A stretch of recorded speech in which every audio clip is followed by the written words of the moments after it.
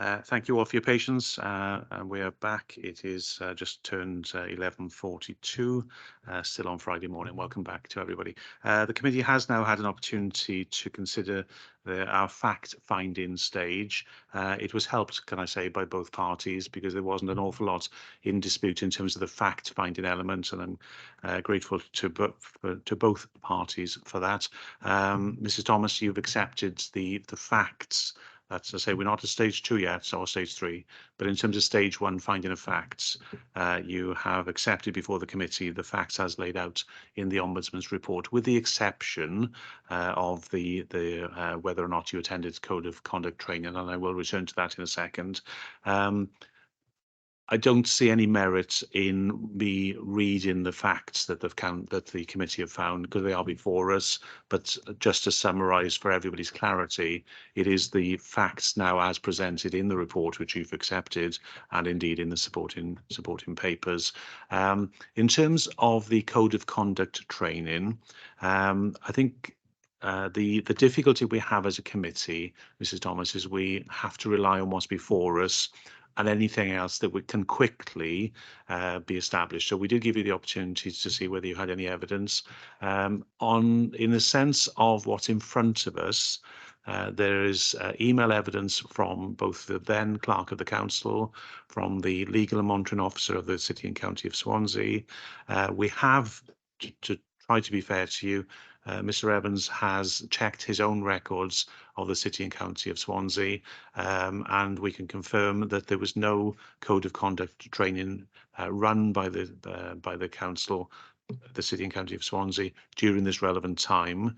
And we have received a response in the last 10 minutes from One Voice Wales saying that you were booked on training, but unfortunately you didn't attend that. So in the absence of any evidence that you can put before us to the contrary of that, we find on the balance of probabilities that you did not actually attend any code of conduct training.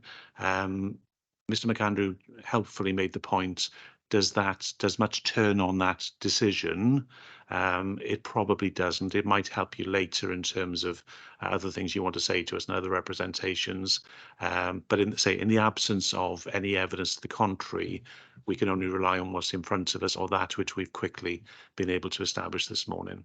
Okay, so I'm about to move on to stage 2, which is whether you, Mr. Thomas, have actually breached the code of conduct. I am keen, though, Mr. McAndrew, to release. I'm conscious that Councillor Keaton is waiting, and for the reasons I explained earlier, she's not currently in the room. I am keen to release her if she can no longer help the committee any further. Do you have any views, please, as to whether you still intend to call her? I think it's important for the committee to hear evidence from her today about the impact of the complaints made against her on her personally, unless the committee wants to accept a written statement which is in the bundle, and don't want to hear from her. But I think it is important to hear live evidence from her today.